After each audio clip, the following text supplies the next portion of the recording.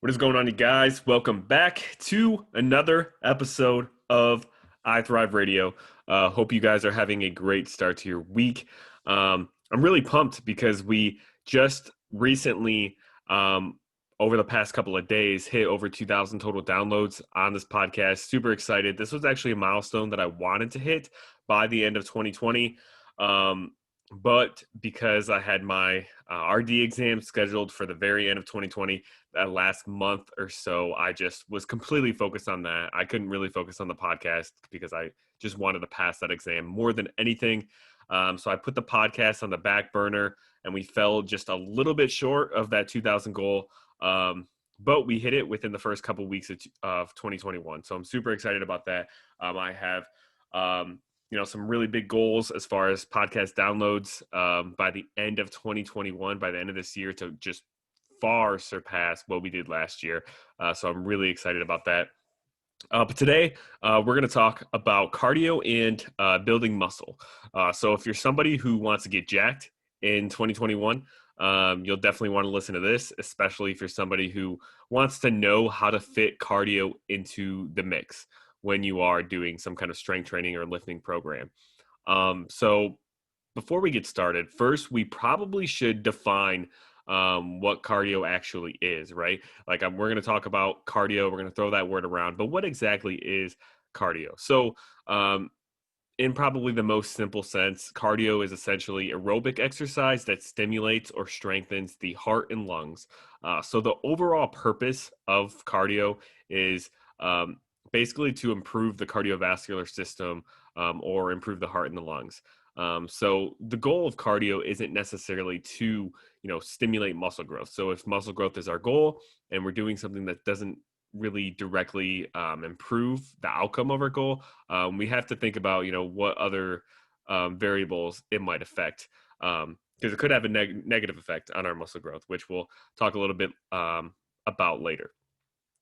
So the broad sense, cardio, we already kind of defined what cardio is, but there are three basic intensities of cardio. So there's high intensity, which is what you would think of as far as probably like sprinting or plyometrics, something that is really quick burst of energy, get your heart rate extremely high for a short period of time with then kind of like a long rest and then another period of getting your heart rate up super high, etc. The second kind of mode of cardio is moderate intensity. So this would be more like jogging at a steady pace for, maybe 20 to 30 minutes or so. And then there's low intensity, which is like walking on an incline, something that you could easily kind of have like a normal conversation with. Maybe, you'll be just a little out of breath, but you should be able to talk while doing low intensity cardio pretty easily. So should you do cardio if you want to build muscle? So we kind of have to answer this question for all three types of cardio because they all have different effects kind of on muscle growth. But for all three types, obviously my answer will be it depends. But we will cover each one kind of more in depth now and give you some good takeaways, some pros and cons of each when you're thinking about adding it into your training program. So the first one, high intensity cardio and lifting. So high intensity, something unique about that, you're doing like really hard sprints for maybe 10 seconds at a time, or plyometrics, like we mentioned. That type of cardio will stimulate a little bit more muscle fiber recruitment compared to the other two muscle fibers, because when you think about, you're doing like a weightlifting set, you might be doing, like a set of 10 and it's around 30 seconds, but each rep is around, 3 to 4 seconds, high intensity, right? So high intensity cardio is the most similar to basically doing a set of squats or something. Now it's not extremely similar, but compared to the other two types of cardio, it is the most similar. So the adaptations that we'll get from high intensity cardio are going to be more similar to the adaptations we get from lifting compared to moderate or low intensity, right? And part of this has to do a little bit with muscle fiber recruitment too. With high intensity cardio will recruit a little bit more type 2 muscle fibers the muscle fibers that usually work in high intensity ranges and that have more potential for growth. And those are the ones you kind of stimulate when you're lifting. So you're going to stimulate similar muscle fiber recruitment, at least more similar compared to moderate or low intensity cardio. Um, so this type of cardio, if you were to do it, it could stimulate some muscle growth actually. Now, it's not going to be nearly as much muscle growth as what actual lifting would stimulate, but nonetheless, it could stimulate some. Another kind of pro of this kind of cardio is that it takes very minimal time to complete. So you could do like a high intensity interval training session after your strength training, and it might take only an extra like 10 to 15 minutes to do. You sprint for maybe 10 to 15 seconds, and then you rest for a couple minutes, sprint to 10 to 15 seconds. And after 10 minutes of doing that and repeating that, you're going to get maybe 6 really hard sprinting sessions in. And that is an exhausting HIIT workout, and it takes a short amount of time. But there definitely are some cons of this kind of type of cardio and adding it with lifting. Number one is that it has a very high recovery cost, meaning that it just takes a lot of resources to recover from a high intensity cardio session. It takes more calories, takes more protein, takes more nutrients, takes more time to recover from this type of cardio compared to the other two types of cardio.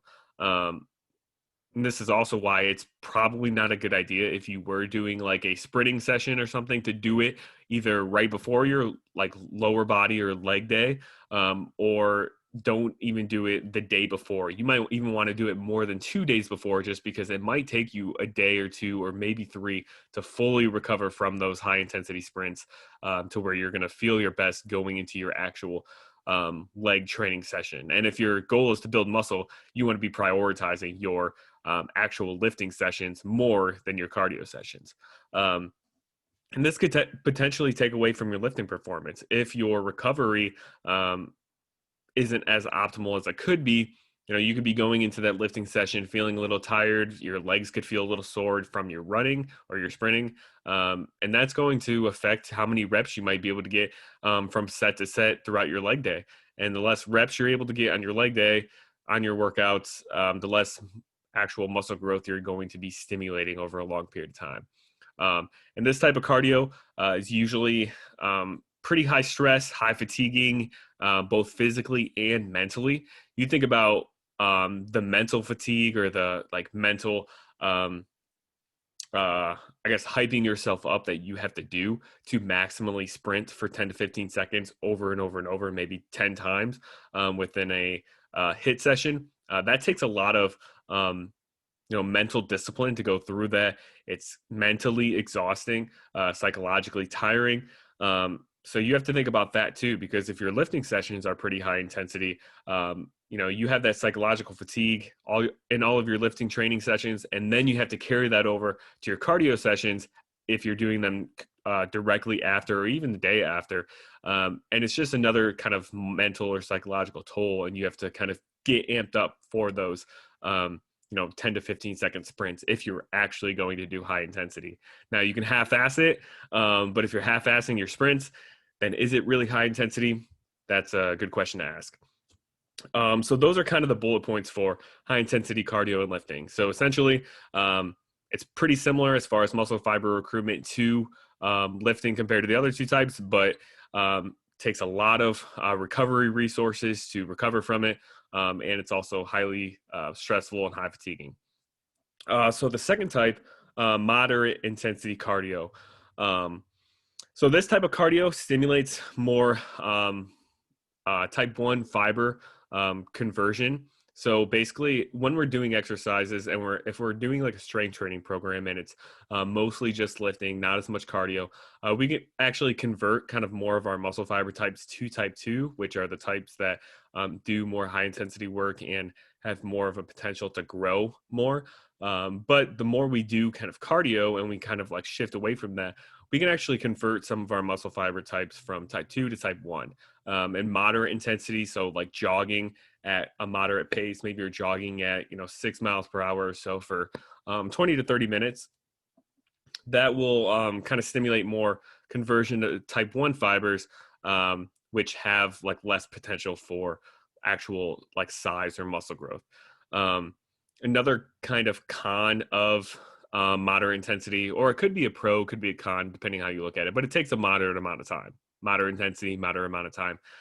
You get it. So high intensity, you might be able to get a good high intensity workout in 10 to 15 minutes. Moderate intensity might take around like 30 minutes, depending on what exact speed you're going at. Now, as far as recovery, there's a slightly lower recovery cost of this compared to high intensity. Even though it takes a longer period of time, you're just not going as high of intensity with your running sessions. You're not going as high of a speed. So our muscles and our joints will just typically recover a little faster from moderate intensity. And this could be seen as kind of moderately stressful and moderately fatiguing, maybe even high stress and high fatiguing, depending on, what exact type you're doing. If you're running for 30 minutes straight, jogging, that could be seen as very high stress and high fatiguing. But it also depends on how long you've been doing this too. If you've been doing moderate intensity for a long period of time, you're probably pretty adapted to it. And the amount of actual like mental stress and psychological stress it causes you doing it is a little lower. But nonetheless, it still is pretty fatiguing in all those areas too. So now the last type of cardio, low intensity cardio. So a downside to this type of cardio is that it takes a much longer time to complete. So if you're going to walk on a treadmill or walk on an incline, as far as at least burning the same amount of calories, it's going to take longer to burn 300 calories walking versus 300 calories doing like high intensity. But a good thing about low intensity is that it doesn't really stimulate that much of a conversion of muscle fiber types. It just doesn't really stimulate the muscles much at all, just because the intensity is so low. You're not really pushing yourself. You're just usually just walking with your body weight. You're not really pushing the speed. So it doesn't really have that huge of effect on converting like type 2 fibers to type 1 or type 1 to type 2. It just kind of general just keeps everything stagnant. A good thing about low intensity cardio is that it has a pretty low recovery cost. Um, so it might take you a day, 2 days, 3 days, like I said, to recover from a high intensity cardio session. And it might take you 1 to 2 days to recover from a moderate intensity cardio session. But low intensity cardio session, you're probably able to recover within the same day at the most, going into a leg day. Another pro of low intensity cardio is that it can be pretty relaxing and fun depending on what type you're doing. Maybe instead of just walking on an incline, maybe you go on a hike with your significant other or your family, and that could be seen as something that's fun and relaxing, and not really seem like actual like work or planned exercise that you're going to do. Another pro of low intensity cardio is it can stimulate um, more blood flow to the joints, to the tissues, and that could help with stiffness and also keeping your joints more fluid. Um, Now, the other types of cardio can do that as well, but they, like I said, they take more recovery resources away, where low intensity cardio doesn't really take many recovery resources to feel good going in your next training session after. So I've kind of talked about this for all three of these, but the biggest factor that we want to think about when we're thinking about adding cardio into our training sessions is the recovery that it costs us. Because recovery is finite. We don't have an unlimited resource or an unlimited tank of recovery to kind of pull from week to week or day to day, to just get continuous adaptations. If that was the case, we would just continue to add more reps, more sets over and over and over and over until we're doing 100 sets per workout or something, and just get enormously jacked. But that's not the case, because we can only recover from so much work, and what we can't recover from, we can't adapt to and actually progress from. So think about your recovery as kind of like a gas tank. So let's say if you only have $30 to put towards your gas each week, And each week you have $25 worth of gas that is spent from just driving to and from work. So after driving to and from work, you have basically $5 left worth of gas each week to spare. But let's say one week you decided to drive to your friend's house, which was 40 minutes away, and then you decided to go visit family, which is 35 minutes away, and that was in the middle of the week, and that costed you maybe, let's say, $15 of gas. Um, so that's going to leave you $10 of gas short to go to work on Friday. And if you do that and you're living maybe paycheck to paycheck and you literally don't have any more money to put towards money for gas, then you won't be able to make it to work on Friday. So just like you're lifting to kind of maximize muscle growth, um, if you are doing that and then you add in a bunch of cardio, that's going to take away some of your recovery from your lifting sessions. And then if you do that too much, then you won't have enough recovery in your recovery tank to actually recover and adapt from your lifting training sessions. So that's the biggest factor that we want to think about when we're thinking about adding cardio sessions on top of actually lifting maybe 4 or 5, maybe even 6 times per week. So why do people feel the need to add cardio in? I feel like a lot of times when I'm talking to somebody, they're talking to me about lifting, and then they start lifting and they want to build muscle, and they're like, okay, so should I add in any cardio? Like, how much cardio should I add in? And I think the reason why a lot of people believe that they need to add cardio in is because they think it will somehow limit fat gain. They think that there's something special about cardio that burns fat.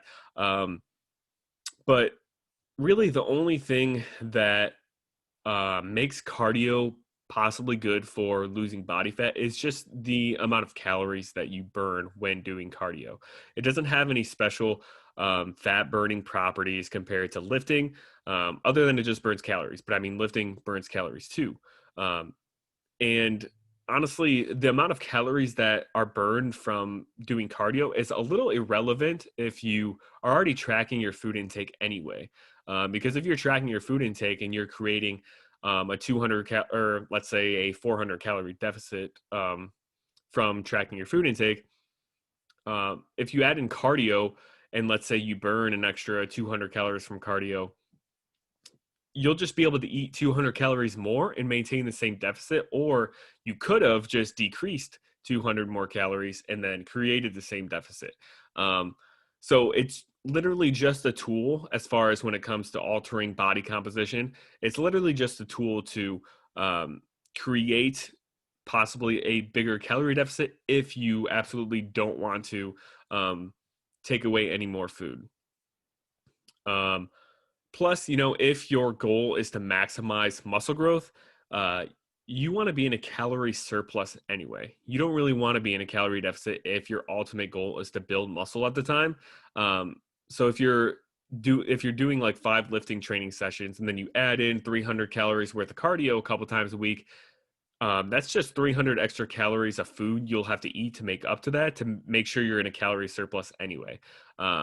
Which if you're somebody who loves to eat a lot, maybe that could be beneficial, though it still is kind of, the cardio is taking away from your recovery from your lifting sessions. But if you're somebody who really struggles to get in the amount of calories you need to be in a calorie surplus, adding in cardio is just making that even harder for you. So if you're in that case, it's probably not a good idea to add in really any cardio at all. So why not just not do any cardio? Like, what would be the benefit of doing any type of cardio, even low intensity at all? I would say it's probably a good idea to get some type of movement in. It doesn't have to be like planned cardio, like I'm going to go on the elliptical for 30 minutes at a low intensity, or I'm going to walk on a treadmill at a low intensity for 40 minutes just to get steps in. It doesn't necessarily have to be that, but it is probably a good idea to get movement and steps in. For one, psychological benefit. Just getting general movement in, moving around, getting steps in, and not just sitting around all day can definitely help your mood, help you feel more positive and decrease your stress. It can also improve digestion. When we're sitting around a lot, our digestion actually slows down. So getting up, moving around can help to get things to pass through at a more regular pace. And I think there also can be a possible training benefit, if you're keeping things low intensity and it's just simply just moving around. Um, you can have better blood flow, like I mentioned before. You can have better flexibility. Your joints might feel better. I've had some of my best lower body training sessions after I had maybe a morning where I was running a bunch of errands, walking around, not at a super fast pace, but at a moderate pace, just walking around, getting steps in. I've had some of my best leg days after a day of walking around a lot, because just my hips don't feel as tight. My lower back feels nice and flexible, warmed up. My joints feel better. So I definitely think that even just general movement throughout the day can have a huge benefit on your training performance, as opposed to just kind of sitting around all day. But I do have a tip, and that would be to try and get your low intensity cardio in, or steps or movement. I don't like to say cardio because it makes it seem like it has to be, planned throughout the day, and you have like a certain time period you have to do it, and it's like another piece of work you have to do. But just try to get low intensity movement throughout the day by things like hiking or walking your dog. Maybe if it's just 10 minutes a couple times a day. Take walks with family. Do just random active tasks around the house or activities outside. Outside would be great. You can get some sunlight, in the warmer months. But just activities and things that don't really feel like, oh, I'm going to go to the gym. I'm going to just walk on the treadmill for 30 minutes to get, a couple of thousand steps in. That feels like a chore. It feels a little more mentally draining than, I'm going to go outside and, enjoy some sunlight and take my dog for a walk. Put on a podcast too. Put on iTHRIVE radio, when you're doing your low intensity cardio throughout the day. Put on some good music, do something like that. And that can make getting just general movement throughout the day just a little more enjoyable and less stressful, and could actually, relieve some stress. So hopefully this podcast episode was helpful for you guys. As always, click the link in the description if you're interested in one-on-one coaching. I am taking more clients, especially for the next couple of months in the beginning of the year. Click the link in the description to schedule a free call. You can schedule a free call directly. You'll just have to answer a few questions about, what your goals are and things like that. So I have a little bit more information on you. We can jump on a call, talk about, what a good plan for you would be if my program is right for you and things like that. So would love to talk more with you. Hope you guys like this episode, and I will see you guys in the next one.